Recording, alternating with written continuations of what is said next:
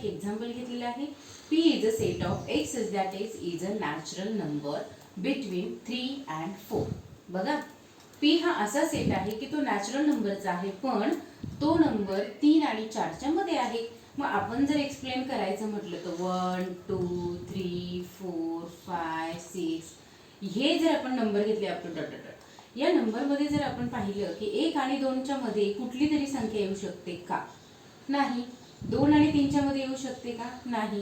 3 आणि 4च्या मध्ये येऊ शकते का? नाही.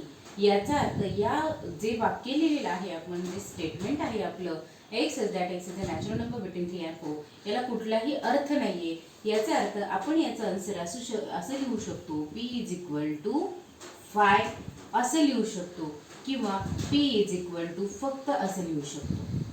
याचा अर्थ काय होतो? 5 म्हणजे नल, म्हणजे याच्यामध्ये काहीच अर्थ नाही, याच्यामध्ये कुठलेही नंबर येणार नाही.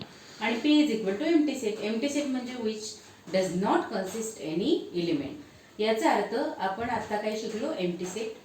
Definition a set which does not consist any element. Example आपण पाहिले की x is that x, p असा सेट आहे की त्याच्यामध्ये नॅचरल नंबर 3 आणि 4 मध्ये आहेत. नॅचरल नंबर 3 आणि 4 मध्ये असूच शकत नाही. Therefore p is equal to 5 or p is a empty set.